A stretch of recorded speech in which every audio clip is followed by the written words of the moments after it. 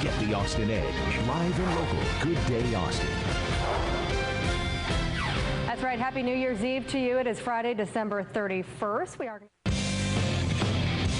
9:40 now. Welcome back. Katie Weber is with us. She's a feng shui expert and publisher of the Red Lotus Letter Feng Shui E-zine, and she joins us this morning to talk about 2011 as we head into the new year and how we can start off on the right foot. First of all, Katie, it's good to see you. Great. And we should clarify that Katie has actually been to Asia and studied the true feng shui. Yes, it's the Asian style of feng shui. So the feng shui that I practice is the same type of feng shui that you would find in Hong Kong or Taiwan or Singapore. Gotcha. And a lot of people would think of feng shui as, well, I need to rearrange my living room. But it goes so much deeper than that, doesn't it? I mean, actually, you're feng shuiing your life, if I can use that as an adjective, right? you can feng shui everything in your life, Okay. from the colors that you're wearing to how neat your purse is that you carry. I mean, because a lot of people don't think about that. They think about decluttering their home in order to, create more opening or more space in their life for wealth and prosperity to come in. But your number one symbol of wealth and prosperity is your purse, and how many of us are carrying around purses that have candy wrappers in the bottom and crumbs and half-empty things of lip gloss? We really should clean out our wallets and our purses for the new year. Really? Okay. Oh, so what else do you recommend we do to start off on the right foot? I take it a twofold way. Okay. The first is, I think everybody needs to do a cleaning blitz on their house today. I really like to get the house ready. You've got an important guest coming. It's the new year. And so you want your house to be ready. Get everybody, set a timer, pitch everything out. And in fact, I call it the pin procedure. You know how when you go to write a memo, someone calls you on the phone, you try to write their phone number, and you pick out a pin out of the little jar, and it doesn't write. What do? You put it back in, right? And then you pick out another one. Instead of putting back in something that doesn't work, throw it. Pitch it now. Pitch it now. Pitch it now. Purge. Exactly. Okay.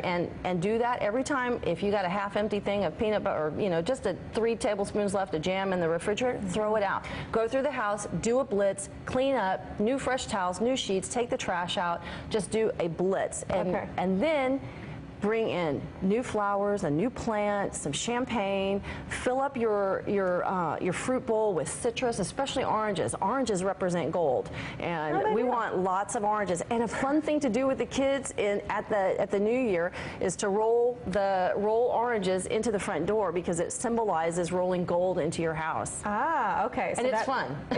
It might make you prosperous in the new year. Absolutely. Okay, so now what is the deal with the color? You were talking about cleaning out your purses, but you also look at the color of your purse. What does it mean? Sure. And this year, each year energy changes, and we know that from year to year we can have a completely different year. It seems like we have different lives, but energy shifts from year to year. And with our purses now, here's an example of a purse that has a cross on the front, and we all make that sign of the cross, like stay away, vampire.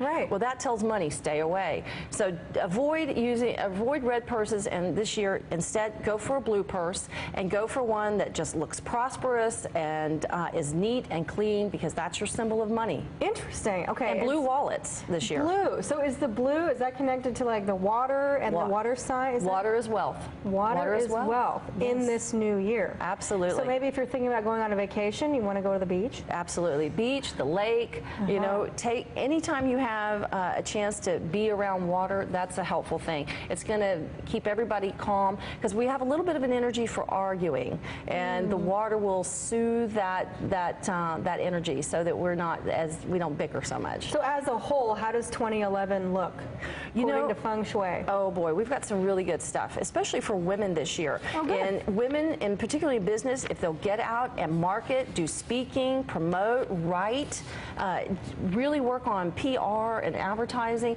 women will really get ahead. There's wealth for men too, and that is, and for both men and women, really look at expanding and doing overseas connections. There's money overseas, and there's also money from powerful men. This is both for men and women, and we need to. A lot of people look at networking as schmoozing, and that's absolutely the wrong way to look at it.